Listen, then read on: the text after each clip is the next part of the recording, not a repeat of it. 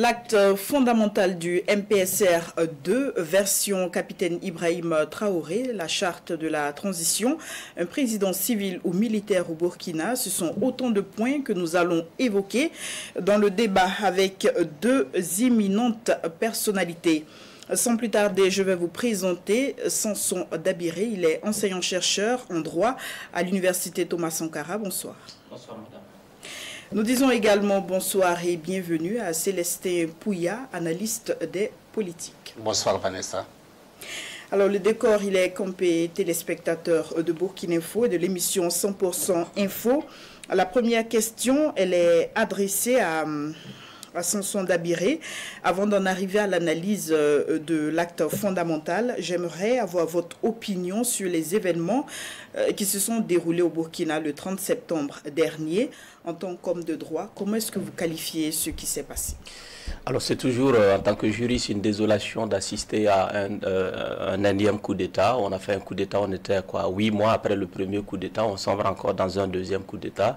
Donc je pense qu'en tant que juriste, en tant que quelqu'un qui est attaché à la Constitution, à la construction de l'État de droit, c'est toujours avec désolation que l'on assiste à un coup d'État, surtout en cette période assez difficile d'un point de vue sécurité, qu'au lieu que les hommes en armes soient au front en train de défendre les frontières de notre pays, que l'on soit concentré à Ouagadougou en train de se disputer lequel des officiers va occuper le pouvoir politique. Donc en tant que juriste, c'est toujours une désolation d'assister à un coup d'État. Alors, Célestin Pouya, est-ce que vous estimez qu'il était possible de changer de cap dans la gestion de la transition, vu les choses qui ont été décrites et déplorées, sans forcément passer par ce coup d'État? Merci Vanessa. Il faut dire que, disons, avant de dire un petit mot, je voudrais avoir une pensée positive pour toutes ces victimes que nous avons vues passer à la télé, pour tous ces 27 soldats. Au-delà de la lâcheté des autres qu'on a montré, mais je vois aussi, disons, l'espoir et l'espérance. Et aussi une interpellation également pour nous tous, pour que nous puissions nous engager. Quand on dit la patrie ou la mort, ce n'est pas une phrase simple, il faut la vivre. Et quand je vois ces 27 jeunes qui sont tombés, c'est eux vraiment qui ont vécu la patrie ou la mort. Et nous qui sommes en vie, et nous qui sommes à Ouagadougou, et nous qui sommes dans les villes, qu'est-ce que nous faisons pendant que ces enfants sont en train de nous défendre? Donc c'est une interpellation pour nous tous, pas seulement les images d'émotion, mais des images également qui doivent nous engager définitivement à pouvoir conjuguer à la première personne du singulier la patrie ou la mort. Je pense que c'est de ça qu'il s'agit ici. Et par rapport à ce qui s'est passé, la question à savoir est-ce qu'on pouvait éviter cela, il faut dire que non. Nous avons suivi les informations, nous avons suivi les explications. Bon, il y a eu comme une sorte de trahison, j'emprunte le mot, à ceux qui ont fait le deuxième coup d'État. Donc, une équipe qui s'est mobilisée pour défendre un idéal. Et entre-temps, bon, on a même montré qu'il y a eu des tentatives. Voilà, il y a eu des tentatives qui ont échoué pour un peu remédier, pour un peu rectifier, pour un peu ramener les autres à la première définition et aux premiers objectifs de en tout cas de ce fameux coup d'État. Donc, pour moi, je pense que si on en croit à ce qui est dit, je pense que les gens ont tout essayé. Et qu'effectivement, il fallait aboutir à ce coup d'État. Et comme l'a dit le docteur Dabiré, c'est vraiment malheureux. C'est parce que tout coup d'État traduit un échec de la démocratie, et parce que ça met en comble, ça met en déroute le pouvoir du peuple par le peuple, et on ne peut qu'être triste, effectivement, par rapport à cela, qu'au Burkina Faso, les coups d'État semble être maintenant le processus privilégié pour, disons, pour résoudre nos contradictions ou pour effectivement, disons, changer le pouvoir selon la vision que nous avons justement de ce pays-là. Ce qui est fort déplorable. Déplorable vraiment. Alors le coup d'État, il a eu lieu et tout est urgent si l'on en croit le nouveau président du MPSR. Un acte fondamental a donc été rendu public le 5 octobre dernier. Il consacre le capitaine Ibrahim Traoré, chef de l'État. Est-ce que vous avez, lorsqu'on compare les deux actes, l'acte 1 et l'acte 2, est-ce que vous avez perçu des différences ou des similitudes ?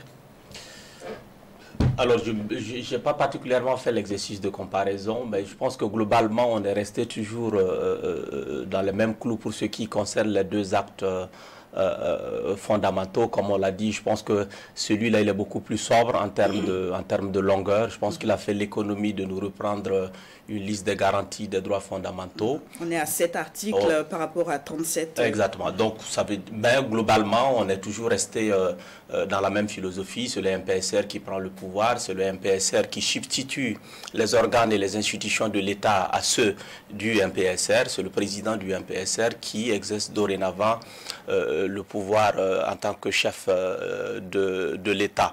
Et c'est toujours les mêmes inquiétudes que nous avons, ou en tout cas la même curiosité que nous avons. C'est un mouvement dont on ne connaît pas réellement les membres. Je pense que le MPSR 1, lorsque le lieutenant-colonel Damiba en janvier a pris le pouvoir, je pense qu'à part Damiba et ceux qui étaient à la photo lors de la prestation de serment, on ne savait même pas que le capitaine Ibrahim Traoré, pour ceux qui le connaissent, était membre du MPSR. Dans la composition du MPSR, on parle de 2 vice-présidents. Voilà, on parle de 2 vice-présidents, on parle d'un coordonnateur et de commission. Donc, quoique ce soit, entre guillemets, une affaire du MPSR, mais cet acte fondamental, ce MPSR, nous est opposable puisque c'est eux qui exercent la réalité du pouvoir. On espère au moins que cette fois-ci, le MPSR aura la présence d'esprit de nous dévoiler les visages de ceux qui constituent le MPSR, d'autant que, comme le dit l'acte fondamental, si le président est absent, c'est le vice-président et le cas échéant, le 2e vice-président. Donc je pense qu'en tant que citoyen à qui on nous oppose l'acte fondamental, on est en droit de savoir qui sont ceux qui, dorénavant, nous dirigent en attendant la mise en place des organes de la transition, puisque l'acte fondamental est censé être transitoire ou provisoire, comme il le dit lui-même. Alors, on va revenir sur cette cohabitation entre acte fondamental et constitution. Votre avis sur le contenu de l'acte fondamental? Oui, il faut dire que le MPSR a réussi cette bravoure-là d'avoir fait un acte fondamental assez chétif. Mais ça rappelle un peu l'anecdote de la mini-jupe, juste pour couvrir l'essentiel en tant que tel. Mais quand vous regardez par rapport à l'acte fondamental du premier MPSR, effectivement, il y a une grande différence, notamment au niveau du contenu. Cet acte fondamental ne s'est pas encombré d'un préambule, ne s'est pas encombré, comme l'a dit le Dr Dabiré, d'autres choses par rapport aux droits humains, etc. Mais est-ce que cette simplification est un avantage? Ce n'est pas un avantage, ça traduit le rôle qu'on veut que l'acte fondamental puisse jouer. Qu'est-ce qu'un acte fondamental? Mais juridiquement, c'est un procédé, mais qui effectivement vise à déterminer comment est-ce qu'on va organiser organiser le fonctionnement des institutions de l'État en tant que tel. On a affaire à des actes fondamentaux quand, par exemple, il s'agit d'une période là où on attend, l'adoption d'une constitution. Mais ici, quand on regarde, on se dit effectivement que les actes fondamentaux sont surtout le propre, des moments de crise en tant que tel. Et là, l'expérience du Burkina Faso le montre si bien. C'est d'abord une crise, un coup d'État en janvier 2022, et un deuxième coup d'État également qui nous a montré ce que c'est qu'un acte fondamental. Donc ici, quand nous regardons, l'acte fondamental, ne viserait pas seulement à déterminer l'organisation et le fonctionnement des institutions de l'État, mais sert aussi à montrer, du moins, à légitimer, une entreprise qui sert à donner un nouvel ordre politique et institutionnel. C'est comme disait Rousseau, sans me tromper, je pense qu'ici, c'est le rapport des forces. Et le plus fort a voulu effectivement montrer qu'il est capable de traduire sa force en droit. Et comme le disait effectivement Rousseau, le plus fort n'est jamais assez fort pour être toujours le maître, s'il ne traduise sa force en droit et l'obéissance en devoir. Je pense qu'ici, le rôle principal de l'acte fondamental, c'est cela. Donc pour moi, ce n'est pas forcément pour organiser l'État, mais c'est pour justifier en tant que tel. Et ce qui montre que l'acte fondamental est nécessaire pour un État d'exception. Sans que, il ne faut pas qu'on ait peur de mots, nous sommes dans un état d'exception. C'est pour ça, effectivement, que nous visons à former une transition qui va passer de l'état d'exception à un état, à un retour à l'ordre constitutionnel. Mais dans ce cas, pourquoi lever la suspension de la Constitution? Mais c'est ça qui est un peu, qui est un peu hybride. Je ne sais pas ce que les juristes en pensent, mais sur le plan politique, il y a quand même une contradiction. Parce que quand on dit un acte fondamental, c'est quoi fondamental? C'est ce qui traduit la base, le principe, l'essentiel en tant que tel. Mais c'est quoi la Constitution? Mais c'est la loi fondamentale. On ne peut pas avoir deux actes juridiques, qui se partagent le qualificatif de fondamental. Donc, en principe, la Constitution, il n'y a aucune loi qui puisse être en dessous de la Constitution. Maintenant, quand un acte fondamental cohabite, au fait, c'est un instrument de régime d'exception ou de parti unique qui vient maintenant, disons, partager la vie avec un instrument de démocratie. Il y a quand même quelque chose qui ne va pas. Donc, un acte fondamental ne pourrait cohabiter avec une constitution sans la prostituer. C'est un peu difficile, au fait. Et nous avons vu, effectivement, là où on dit que la constitution, elle est levée, elle est valable, tant qu'elle n'enfreint pas à des articles de l'acte fondamental. C'est à ne pas comprendre. Est-ce qu'on est dans une cohabitation malsaine, docteur Dabiri? Je pense que c'est encore un exercice de rafistolage juridique, en tout cas une tentative de vernissage constitutionnel d'un régime d'exception. Nous avions critiqué en janvier 2022 le même exercice que le colonel Damiba avait entrepris avec les maladresses de prestation de serment et puis d'investiture avec la complicité du Conseil constitutionnel. Alors, je pense que l'attelage avec la Constitution et l'acte fondamental est contre nature, dans la mesure où, il faut l'assumer, c'est un régime d'exception.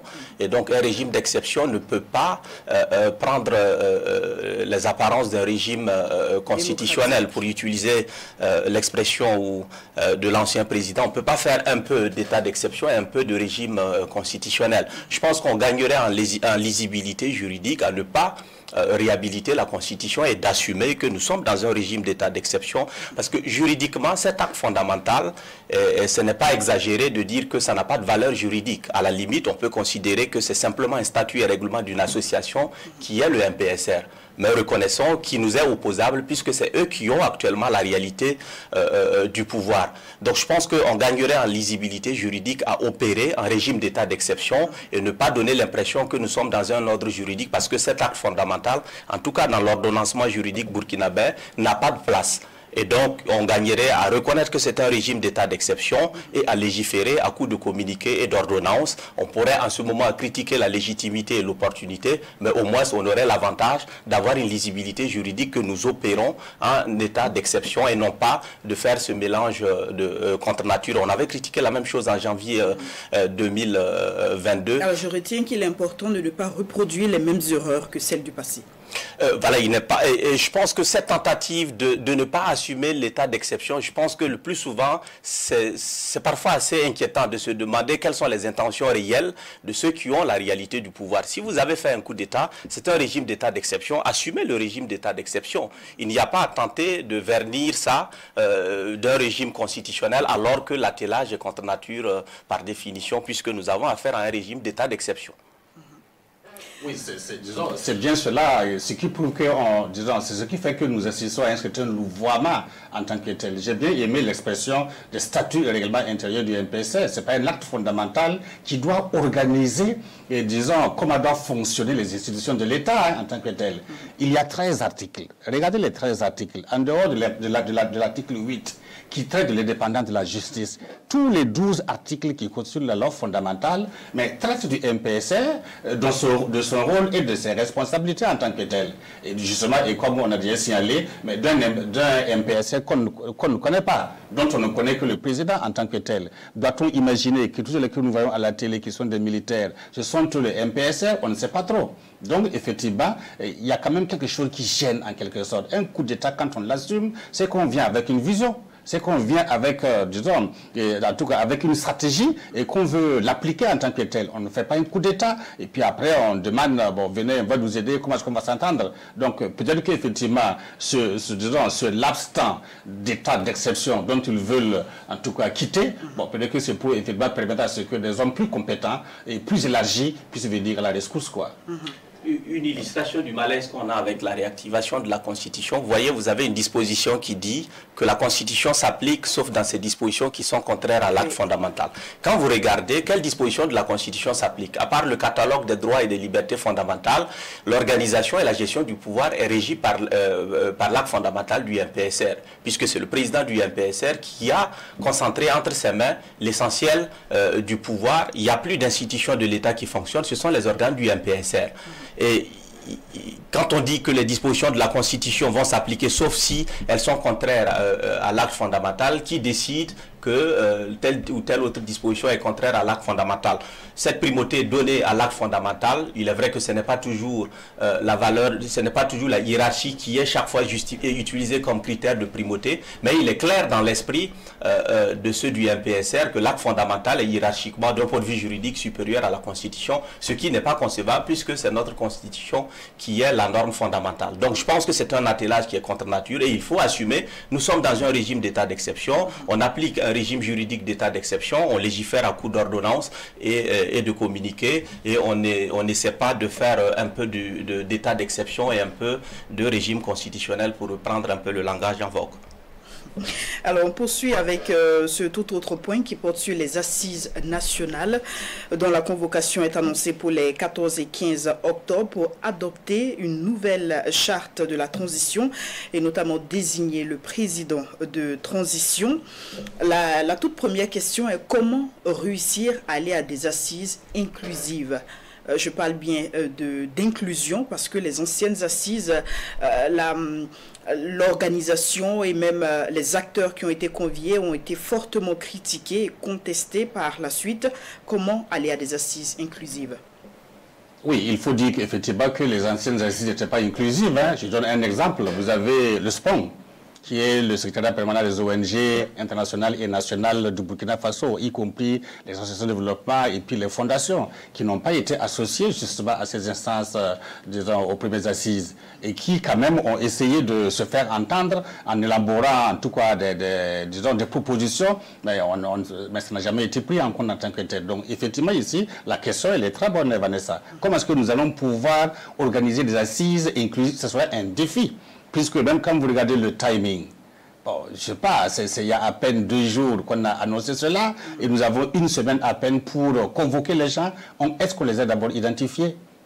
Est-ce qu'effectivement, ou bien également, on va reprendre l'ancienne liste du MPSR 1 pour amener, effectivement, pour qu'on puisse en discuter? C'est ça vraiment qui va être la question. Et moi, je m'inquiète beaucoup quand on voit déjà dans les réseaux sociaux où les messages se contredisent. Vous avez des gens qui appellent effectivement à ce qu'on puisse aller aux assises pour passer rapidement à une période de transition politique.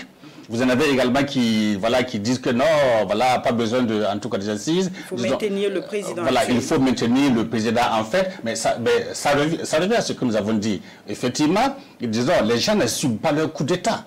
Si c'est un état d'exception, pas besoin d'une transition politique. Vous organisez, vous assumez votre coup d'État avec votre vision. Et maintenant, quand on va préparer le retour à l'ordre constitutionnel, on pourrait maintenant parler d'une transition. Si effectivement nous arrivons à mettre en place la transition, disons les 14 et puis les 15, ça veut dire que l'état d'exception en termes de coup d'État n'aurait duré que 2 semaines. Juste le temps qui permet effectivement au capitaine Ibrahim Traoré de pouvoir bénéficier du statut d'ancien président. Voilà, je pense que c'est à peu près comme ça. Mais en arrivant au pouvoir, il a clairement dit que la chose politique ne l'intéresse pas. Oui, ça ne l'intéresse pas, il l'a dit, c'est ce qui est vraiment salutaire. Mais justement, c'est pour ça qu'on peut, lui donner raison de précipiter en tout cas ces assises-là, quitte maintenant à ce qu'on puisse manquer un peu dans l'inclusivité et l'équité au niveau justement de cet attelage-là. Mais vraiment, c'est un défi et on doit mettre en tout cas beaucoup de respect et beaucoup d'engagement à ce que tout le monde puisse être là pour pouvoir se prononcer. Parce que dès que la transition politique est mise en place, le MPSR disparaît. Alors, Samson Dabiré, votre opinion sur cette question d'inclusivité pour la tenue des assises? Alors, avant d'en arriver à la question de l'inclusivité des assises, c'est peut-être pas un pointillage inutile du juriste. On se pose la question même de celui qui organise ces assises. Quelle est la légitimité dont jouit celui qui convoque ces assises? Au nom de quoi il convoque ces assises? Et ensuite, qu'est-ce que l'on fait pour que ceux qui sont convoqués à ces assises au moins jouissent d'un minimum de légitimité et de représentativité? En tout cas, en l'état actuel, il n'y a pas de garantie qui laisse penser qu'on peut faire mieux ou qu'on va faire mieux que ce qui avait été fait avec le MPSR 1, avec ceux qui avaient adopté la charte de la transition. Et je pense que c'est encore la preuve, peut-être qu'on reviendra là-dessus sur la place de l'armée ou du militaire dans nos systèmes politiques. C'est encore le malaise que ce n'est pas l'affaire des militaires que de gérer la chose politique. Voilà, on essaie de faire du caracolage et autres, mais avant de discuter de la représentativité de ces assises, quelle est la légitimité de celui qui les convoque? À l'aune de quoi il convoque ces assises pour décider quoi? Qui sont ceux qui vont être convoqués et quel est l'agenda de ces assises-là? Puisque si on regarde le MPSR 1, Damiba avait fonctionné en mettant en place un comité technique qui avait fait un travail préparatoire de définition de l'agenda de la transition et d'un avant-projet de charte de la transition. Ensuite, les assises les ont adoptés. Là, on ne sait pas quel est le format que va utiliser ce MPSR 2, mais on reste toujours dans la même crise de légitimité et de représentativité pour ceux qui vont participer à ces assises-là. Alors, revenons donc à l'ancienne charte de la transition. Parmi les missions qui avaient été assignées à la charte de la transition, il figurait la réconciliation nationale et la cohésion sociale. Donc, les acteurs devaient œuvrer à aller à la réconciliation nationale et la cohésion sociale. Je rappelle que ce point avait été également fortement critiqué pour beaucoup.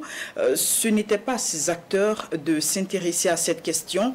L'urgence était la sécurisation et la restauration des territoires occupés par les hommes armés non identifiés. Est-ce que vous estimez que ce point pourrait sauter lors de ces assises? Bon, il faut dire effectivement que par rapport à ces missions, la transition, la charte, disons, du MPSR 1, ou du moins de la première transition politique de l'année 2022, a comporté beaucoup de suffisances. Même quand on parle de ces, disons, de ces missions. Lisez, vous allez voir que ce soit les missions justement du président de la transition ou des différents organes, vous voyez effectivement que tout est focalisé comme si l'objectif du Burkina Faso était seulement, disons, la sécurité en tant que telle. Voilà, tout c'est la sécurité, il faut amener la sécurité, il faut amener aux différents conflits. Mais c'est la priorité. Oui, c'est une priorité, mais qui ne doit pas nous voiler la face par rapport à d'autres priorités qui existent.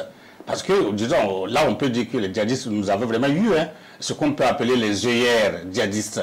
Les œillères, ces plaques de fer qu'on met, disons, au niveau des yeux du cheval, pour qu'il ne regarde pas à gauche et à droite, pour lui dire qu'il n'y a rien devant, il n'y a rien à gauche, il n'y a rien à droite. Non, il y a d'autres priorités qui sont là.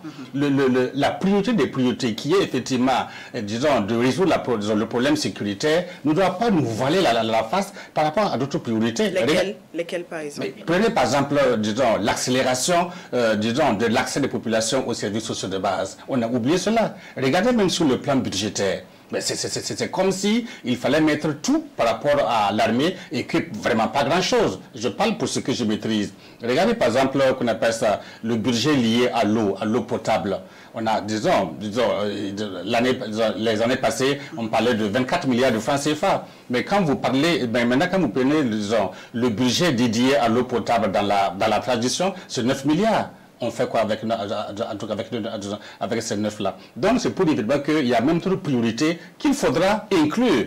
Notamment, même quand vous regardez les effets, disons, qu'on appelle ça, de l'insécurité. Quand on dit qu'on a 2 millions ou bien qu'on a 1 500 000 de déplacés, mais ils s'en vont où?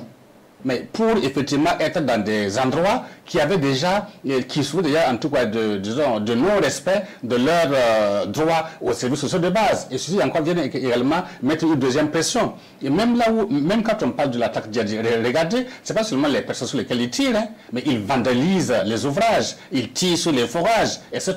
C'est pour ça que j'ai beaucoup aimé, disons, quand le capitaine Ibrahim Traoré dit qu'effectivement, il ne faudrait pas seulement voir ceux-là que nous libérons, mais il faut aussi penser à leur survie. Ce n'est pas possible de voir aujourd'hui des gens qu'on dit qu'on a libérés et qui ont la peau sur les os. Ça veut dire effectivement qu'au fait, on les libère d'ici, mais c'est pour qu'ils meurent, disons, là, en tant que tel. Donc, pour moi, il faut même revoir et inclure d'autres priorités en tant que tel. Et quand vous parlez quand aussi vous parlez de la réconciliation, mais justement, on aurait compris que l'accent soit mis sur la sécurisation, sur la restauration en tout cas du territoire, mais pas sur la réconciliation en tant que telle, qui effectivement pourrait dépasser les compétences, disons, d'une transition qui n'a que quelques mois. Avec le MPC 2, on va passer une transition qui aura à peine une année et demie, ou bien 2 ans au maximum. Quel temps nous avons pour sécuriser notre territoire, pour refonder l'État, pour accélérer l'accès des populations aux services sociaux de base et penser une possible réconciliation? Il faut effectivement que la réconciliation en tant que forme, disons, qu'on ne perde pas de temps pour ça, mais qu'effectivement on appelle justement à la conversion des cœurs en tant que tel. Ce n'est pas quelqu'un qui va venir nous dire de nous réconcilier, hein, mais c'est dans les cœurs des gens, c'est dans le cœur des partenaires, c'est même dans le cœur même de la population, de tout citoyen en tant que tel. Donc pour moi, avec 1 an et demi de transition, il y a d'autres priorités et nous savons effectivement que le MPSR 2 est venu parce que simplement on avait contourné, disons en tout cas, l'objectif de la première transition. Est-ce que vous pensez que le point sur la réconciliation nationale doit être maintenu dans le cadre de cette nouvelle charte qui est en perspective? Alors, je ne sais pas si l'ancienne charte va servir de référentiel pour l'adoption de la nouvelle charte, aussi bien dans la définition des objectifs de la transition, mais aussi des institutions de la transition. Si éventuellement c'est le cas, je pense qu'on gagnerait en sobriété. Sobriété aussi bien pour les missions de la transition que pour les institutions de la transition. Pour ce qui concerne la question de la réconciliation, je pense qu'il est clair pour tout le monde que la priorité actuelle, c'est de résorber la crise sécuritaire et la crise humanitaire.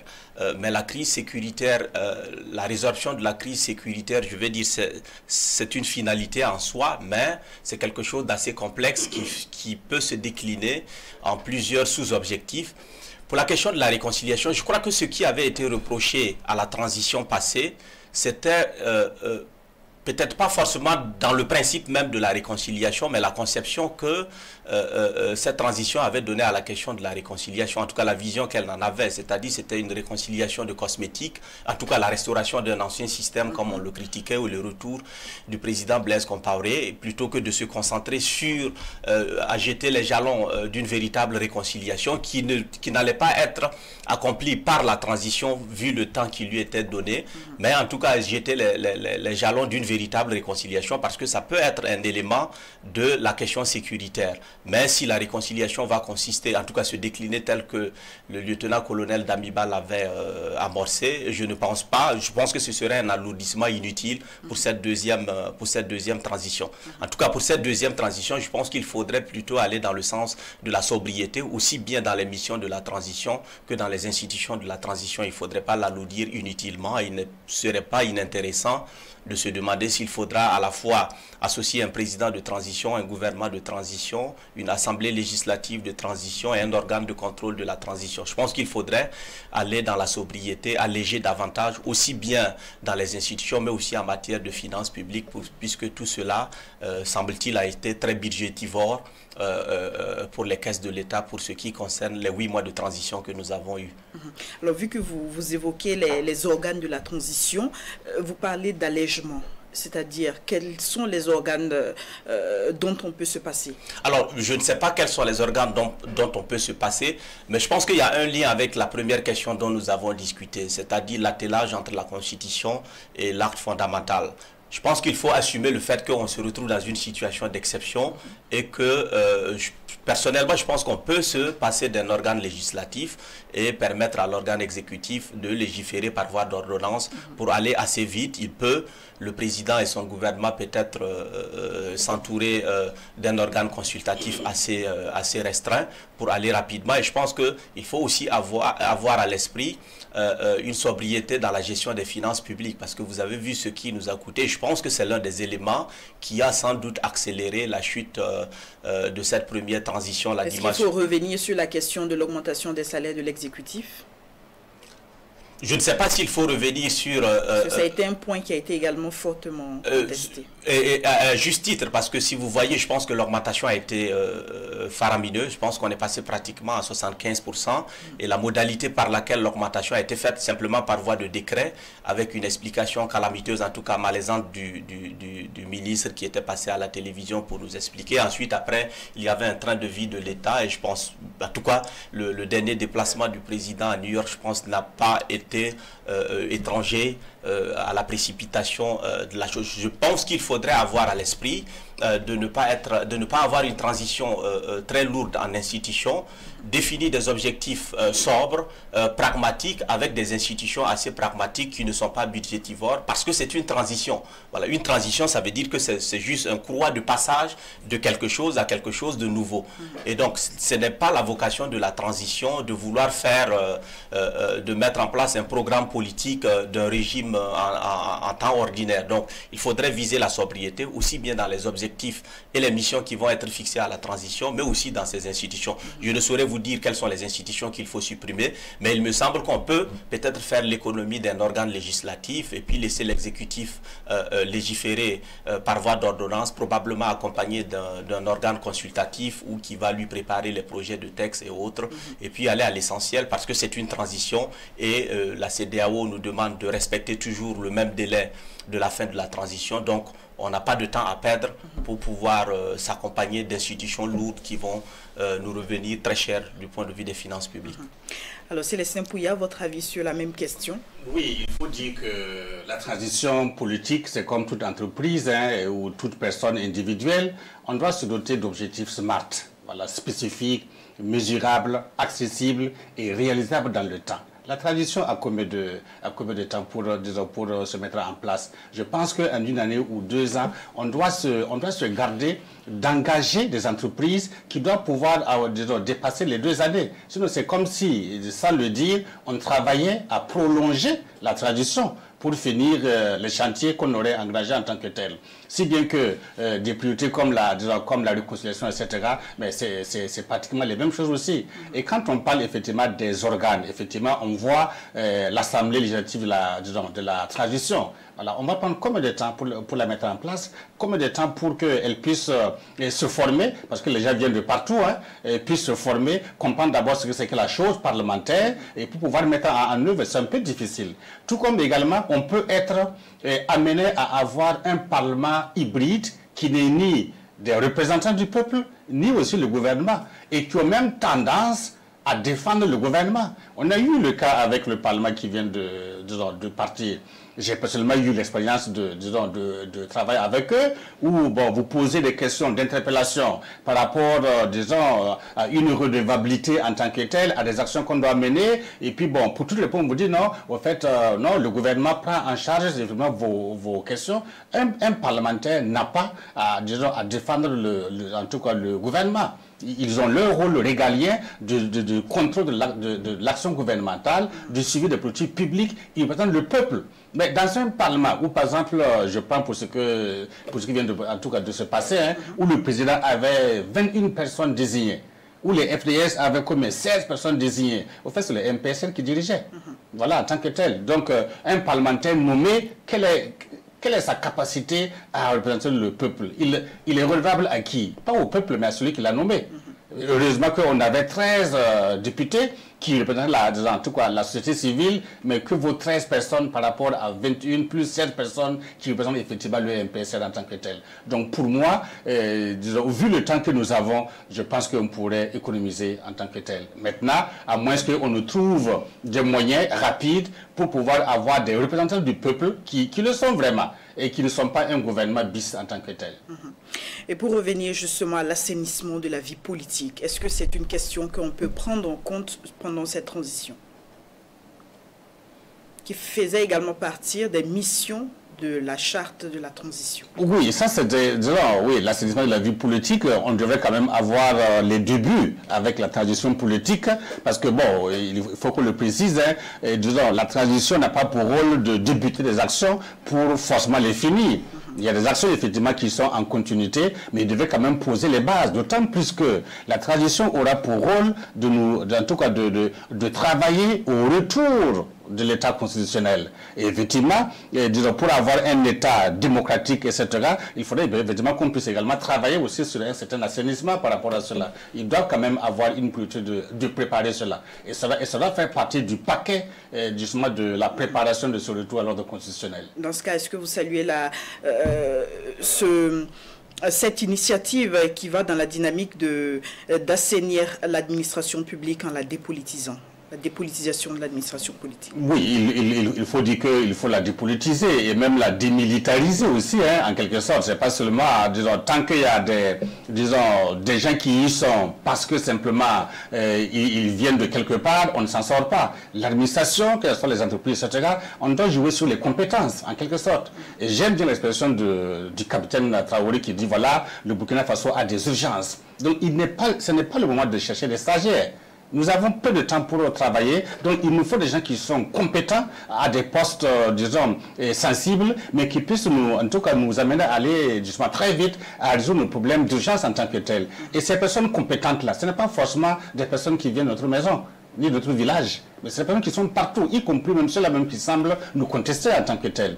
Donc il faut rechercher vraiment les hommes qu'il faut et qu'ils soient placés vraiment à la place qu'il faut aussi en tant que tels. Donc l'administration doit être dépolitisée et même démilitarisée.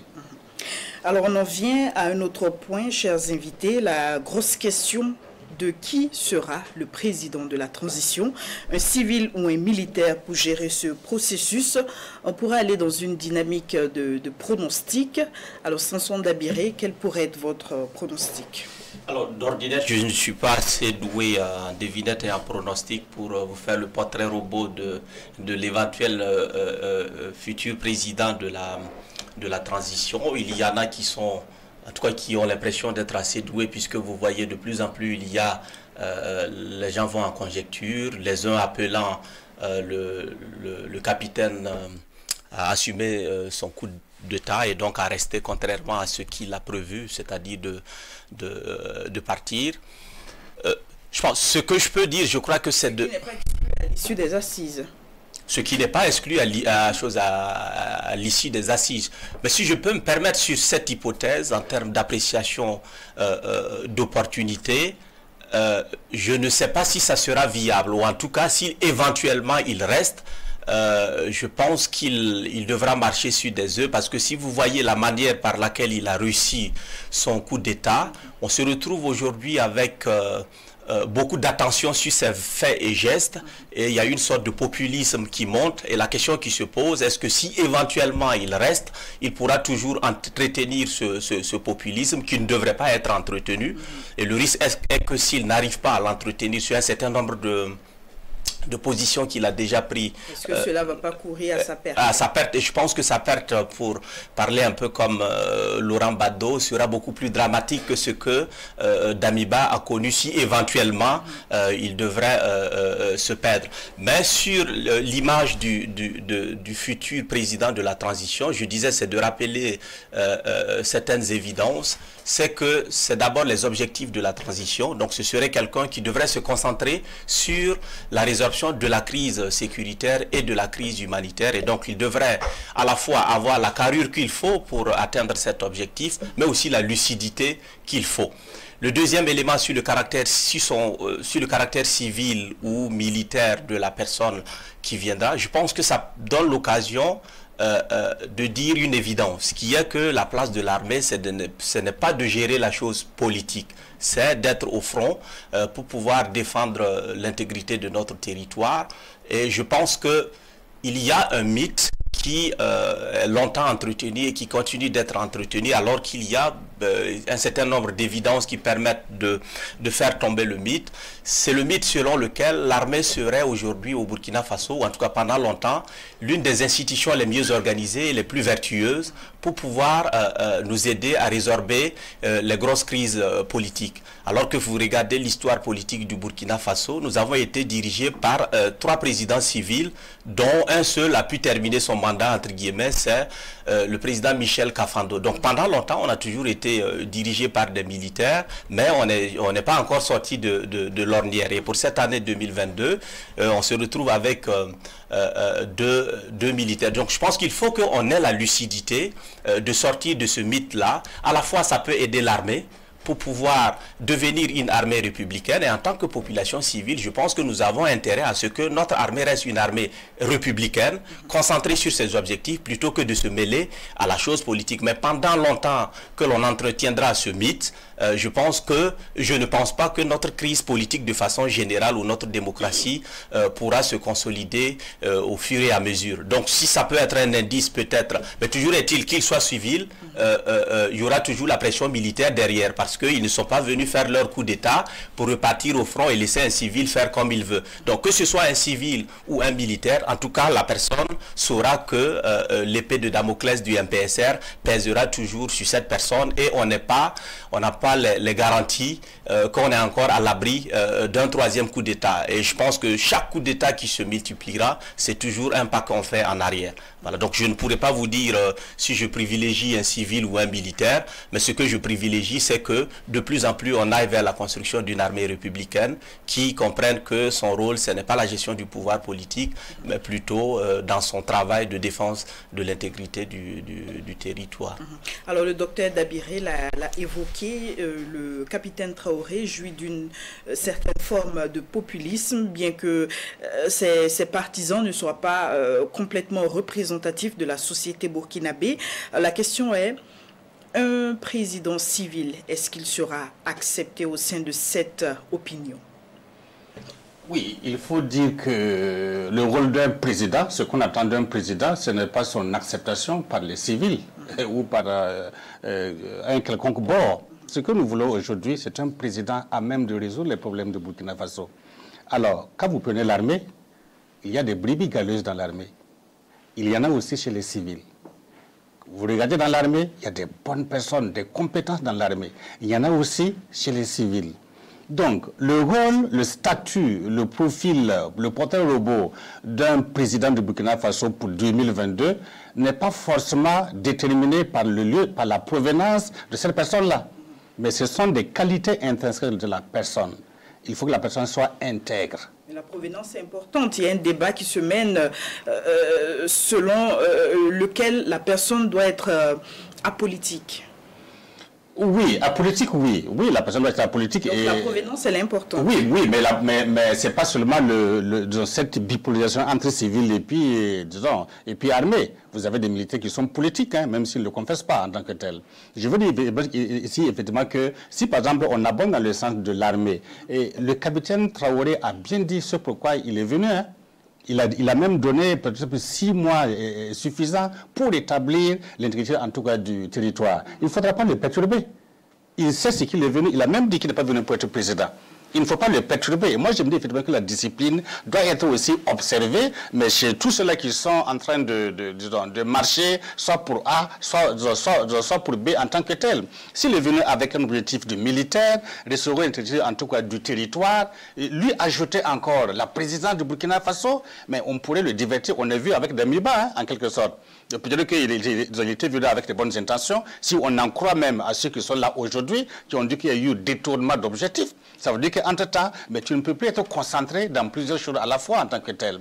Et comme aussi l'a dit Dr Dabiré, mais il y a aussi ce côté républicain d'une armée, en quelque sorte. Il faut que chacun sache faire son travail, ce pourquoi il a été formé. Je ne dis pas qu'on ne peut pas avoir des militaires chefs d'État qui le font. Nous avons le Rwanda que nous apprécions, que nous admirons, sans toutefois savoir justement quels sont les mobiles et puis les fondements. Mais en tout cas, on voit que Kagame, en tant que militaire, en tant que président surtout, il est apprécié. Donc je ne dis pas qu'il y a une formation pour être président. C'est pour ça que je ne mets pas l'accent sur l'endroit de provenance, mais sur la qualité et la personne même de celui qui vient.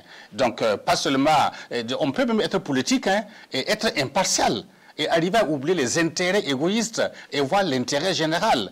Il faut quelqu'un qui nous réconcilie. On a dit que la transition ne pourra pas organiser une réconciliation formelle en tant que telle. Donc il faut que le président puisse déjà semer ou réveiller cette graine-là que nous devons nous réconcilier, même dans une famille. Quand il y a, disons, qu'on appelle ça, quand deux personnes se... Disons, je sais pas. Ouais, quand il y a une division, ça ne marche pas. L'émotion dit voilà que la pluie en tout cas, vous bat et puis vous aussi vous frappez, mais c'est pratiquement idiot. Donc il faudrait que nous aussi nous remettions en cours pour dire que ce n'est pas le moment, c'est vraiment le moment de taire nos antagonismes pour effectivement permettre à celui qui va venir, qu'il soit militaire, qu'il soit civil, pour qu'il puisse faire son travail. Mais quand on regarde tel que la carte politique semble se passer, nous pensons qu'un président civil pourrait permettre aux militaires de faire bien leur travail, de faire ce pourquoi ils sont venus. Ça veut dire restaurer en tout cas l'intégrité du territoire du Burkina Faso en moins de 6 mois. Ils l'ont dit et nous croyons en eux. Mais ne les perturbons pas. Alors, la difficulté supplémentaire que nous avons ici, c'est que vous voyez, ces dernières années, la chose politique a été présentée de sorte comme si c'était, quand on y entre, on se décrédibilise. Et je pense que cette présentation de la politique fait que il serait peut-être pas étonnant que des personnes vertueuses soient réticentes à se mêler de cette affaire-là. Parce que pendant longtemps, en tout cas ces dernières années, il y a eu l'impression que comme si on entrait en politique ou si on rentrait ou on se mêlait de la chose politique, on finissait par se décrédibiliser. Je pense que vous voyez quelques exemples de personnes qui étaient de référentiels dans le débat public et une fois qu'ils ont mis le pied dans la chose politique, ils se sont trouvés décrédibilisés. Et ça, ce n'est pas de nature à encourager des personnes entre guillemets vertueuses qui pourraient éventuellement donner coup de main dans la gestion de cette transition, y compris au poste de président. Oui, ça c'est bien dit, parce que simplement quand vous regardez, c'est pour ça que je dis effectivement que le travail n'est pas seulement sur ceux-là que nous avons désignés, mais c'est sur nous aussi. Regardez la communication dans les réseaux sociaux, la communication politique, mais elle est très dure. Elle est très méchante, en quelque sorte. À peine si, dès que vous occupez un poste de responsabilité, vous êtes foutu. C'est comme on dit, plus haut tu montes sur l'arbre, plus facilement on voit tes testicules. Ça ne devrait pas être comme ça.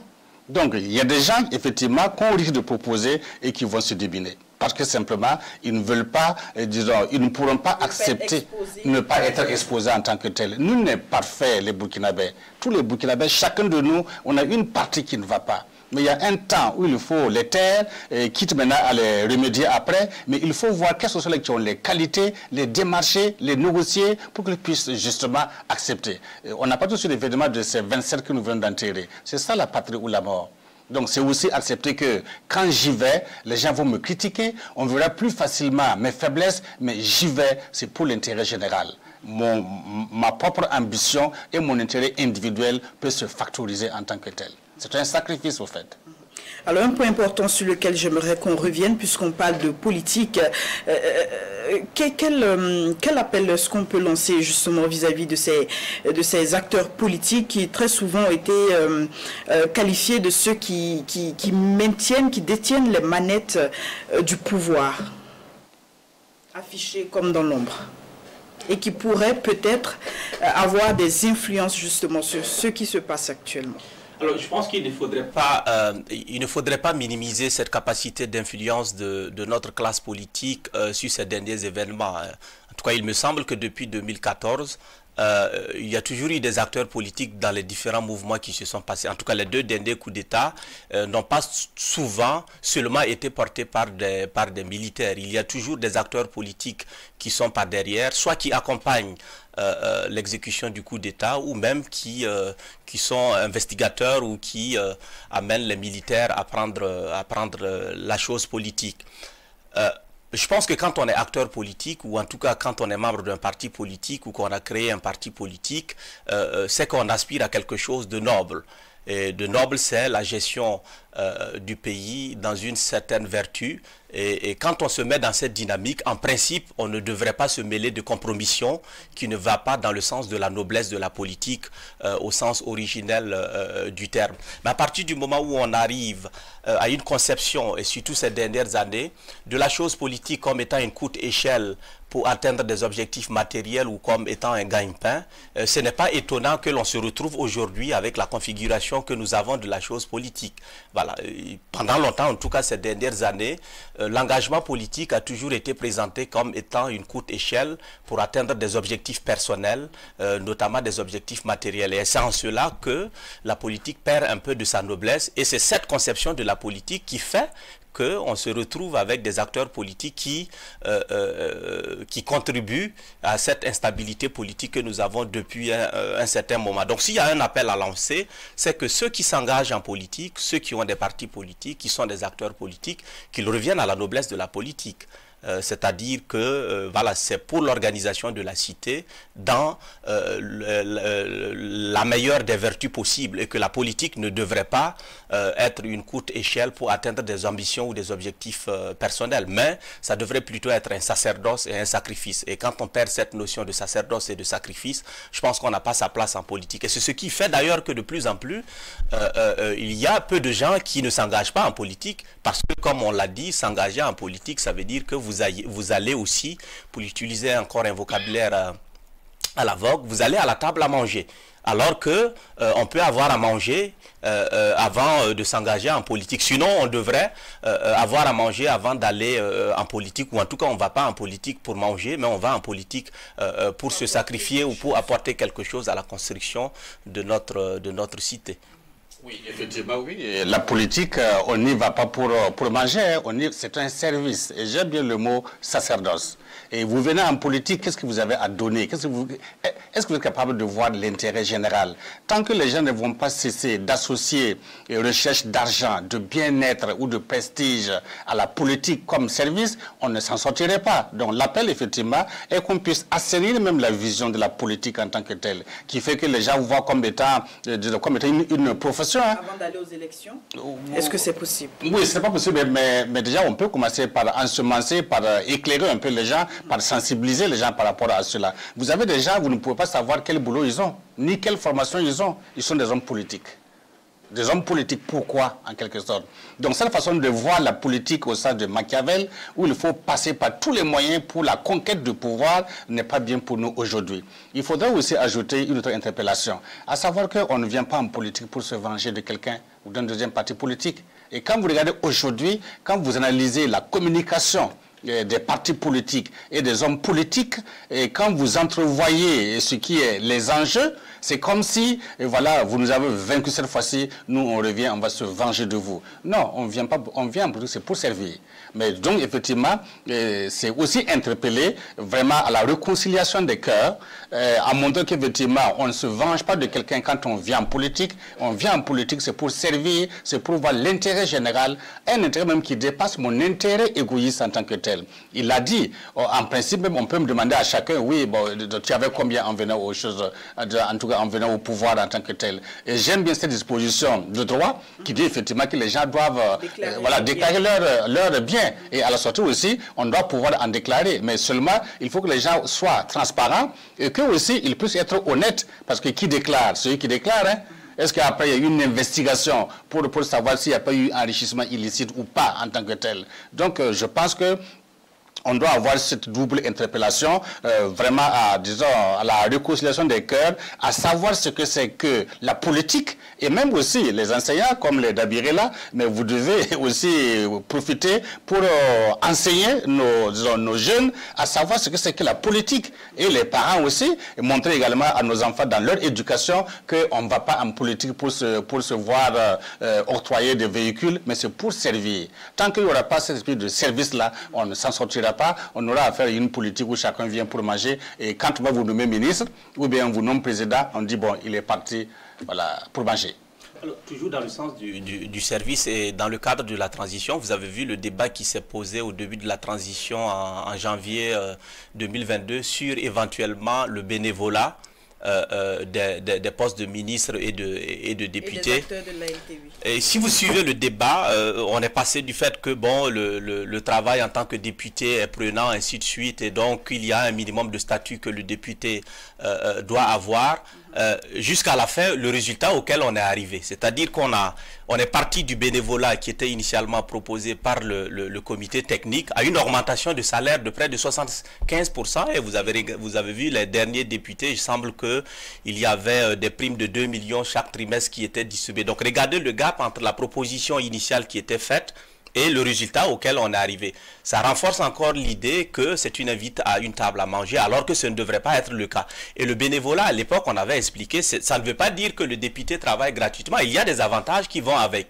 Probablement, il a un véhicule de service, il a un téléphone, et pendant les sessions parlementaires, il touche des primes de session parlementaire. C'est la même chose que pour les ministres. On pourra peut-être essayer de faire un équilibrage entre ce qu'il avait avant d'être ministre et ce qu'il gagne avec la charge du travail. Mais ce ne devrait pas être l'occasion d'aller puiser dans les caisses de l'État dans une période de transition, alors même que le plus souvent, on n'a pas fait le sacrifice que font les députés en temps ordinaire de se faire élire, c'est-à-dire de battre campagne, ainsi de suite, avec tout ce que ça implique comme sacrifice pour avoir sa place en tant que ministre ou en tant que député à l'Assemblée nationale. Donc ça dit encore un peu de l'idée que la transition peut déjà jeter les jalons dans cet esprit de rendre davantage la chose politique vertueuse. Il ne faudra pas que l'occasion de la transition soit encore une occasion d'enrichissement illicite et inutile, et comme le capitaine l'a dit, aussi bien dans la classe politique qu'au sein de l'armée. Voilà, parce que ça a aussi été l'occasion, on a vu, pour que, ce que je dis, dans une société, quand c'est pourri, ce n'est pas seulement pourri dans le civil, c'est aussi pourri au niveau du curé, au niveau de l'imam, au niveau du pasteur, mais aussi au niveau du général. Mais que l'on sorte de ces mythes qu'il y aurait des corps qui seraient préservés par la pourriture. Donc s'il y a un assainissement à faire ou des exemples à donner, que les exemples soient donnés à tous les niveaux, aussi bien au civil qu'au niveau militaire.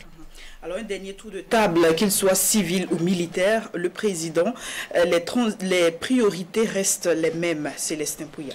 Oui, et pour moi, qu'il soit civil ou militaire, les priorités du Burkina Faso, on les connaît. On peut peut-être regarder ce que la transition passée avait déjà donné aussi sous le contrôle du MPSR, etc. Notamment, disons, restaurer l'intégrité de l'État. Ça, nous voyons, hein, nous sommes coincés.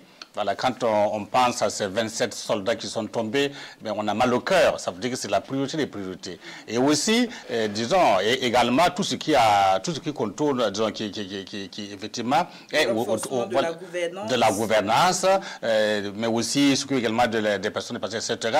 Mais c'est aussi la refondation de l'État pour préparer un retour vers l'ordre constitutionnel. Mais j'ajoute également qu'il faudrait aussi qu'on n'oublie pas l'accélération de l'accès des populations aux services sociaux de base. Parce que quand on dit personnes déplacées, il y a l'éducation, il y a l'eau potable, il y a l'hygiène, il y a même la protection sociale, il y a même l'alimentation en tant que telle. Pour moi, ça devrait être les priorités, effectivement, du nouveau président de la nouvelle transition. Et aussi, en plus, c'est quoi? Mais c'est pas, ça, on ne veut pas dire qu'il doit être à même de pouvoir le faire. Il doit organiser. Il doit chercher les compétences qui peuvent le faire. Parce qu'effectivement, gouverner le Burkina Faso, ce n'est pas faire soi-même, mais c'est effectivement gérer, avoir une gouvernance qui permet toutes les compétences d'avoir une synergie d'action pour résoudre le problème, en tout cas, que nous vivons au niveau du Burkina Faso.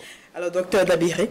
Alors, je pense que le problème, ce n'est pas dans la définition des priorités. Les priorités sont évidentes. Donc, qu'ils soient civils ou militaires ou d'où qu'ils viennent, je pense que le problème, c'est comment on résout ces priorités-là.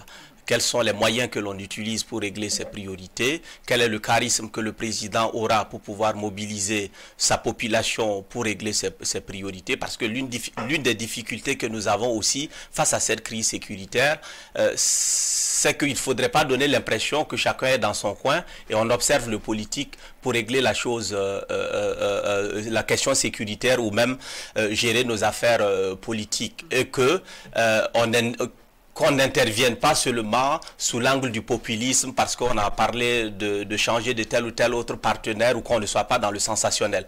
Ça veut dire qu'il faudra que tout le monde se concentre sur les priorités et qu'on laisse le sensationnel et tout ce qui est divertissement, quand je dis divertissement, les questions politiques de divertissement, et que l'on se concentre sur les moyens et les techniques qui vont nous amener à régler ces priorités, puisque les priorités, nous les connaissons, c'est la résolution de la crise sécuritaire et de la crise humanitaire dont on est victime actuellement. Alors merci docteur Samson Dabiré, qui je rappelle est enseignant-chercheur à l'université en droit, à l'université Thomas Sankara. Aussi merci à monsieur Célestin Pouya, analyste des politiques. Merci pour vos différents apports qui ont permis d'enrichir ce débat.